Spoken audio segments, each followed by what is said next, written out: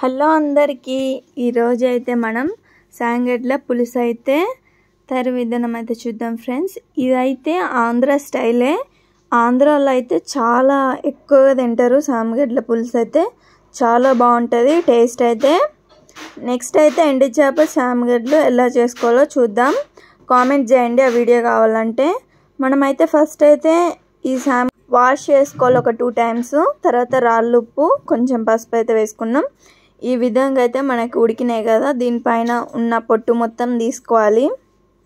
ఈ విధంగా అయితే మనం తీసుకోవాలి. చాలా బాగుంటుంది టేస్ట్ అయితే. కొంచెం జోమ్ అయితే ఉంటాయి. ఈ విధంగా పొట్టు మొత్తం అయితే తీసుకోవాలి.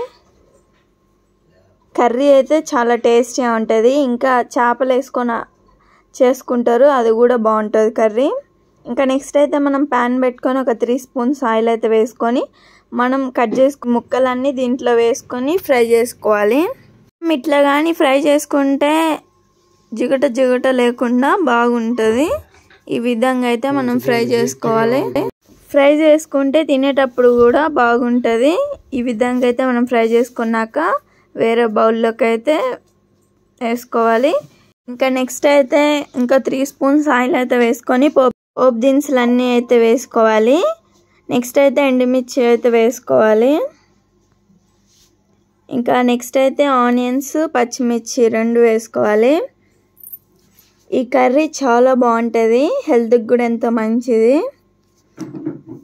ఇంకా నెక్స్ట్ అయితే మనం ఒకసారి కలుపుకుందాం. ఎంతమందికి ఈ కర్రీ అంటే ఇష్టమో కామెంట్ చేయండి.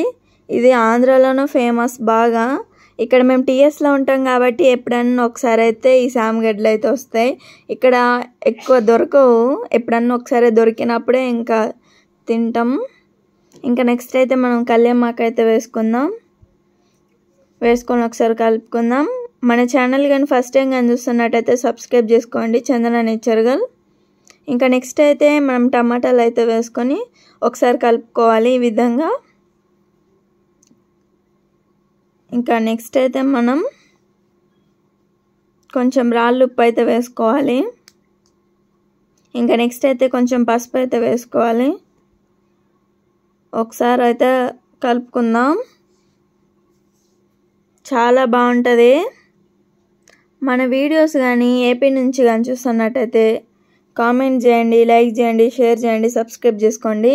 ఈ సామగడ్డల కర్రీ ఏ విధంగా ఉంటుందో ఒకసారి కామెంట్ బాక్స్లో అయితే చెప్పండి. ఇంకా నెక్స్ట్ అయితే మనకి కూరకు తగినంత కారం అయితే వేసుకోవాలి. నెక్స్ట్ అయితే మనం ధనియాల పొడి అయితే వేసుకోవాలి.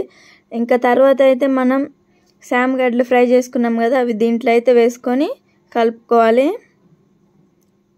చాలా బాగుంటుంది ఈ కర్రీ అనేది, ఖచ్చితంగా ట్రై చేయండి. ఇప్పుడైతే మనం మూత పెట్టుకున్నాం కదా, ఒకసారి తీసి చూద్దాం. ఇంకా మన కర్రీ అయితే రెడీ అయిపోయింది. కొంచెం చింతపండు పులుసు అయితే వేసుకోవాలి. వేసుకొని ఒకసారి కలుపుకోవాలి. కొన్ని వాటర్ కూడా వేసుకుందాం. మీకు పులుసు ఎక్కువ కావాలంటే కొంచెం ఎక్కువ వేసుకోండి, తక్కువ కావాలంటే కొంచెం తక్కువ అయితే వేసుకోండి వాటరు. మేమైతే కొన్ని వాటర్ అయితే వేసుకున్నాం. పులుసు వద్దనుకుంటే వాటర్ వేసుకోవాల్సిన అవసరం లేదు. ఈ విధంగా అయితే కలుపుకుందాం. కంపల్సరీ రెసిపీని అయితే ట్రై చేయండి. ఇంకా మూత అయితే పెట్టుకుందాం. ఇప్పుడు మూత తీసి చూద్దాం.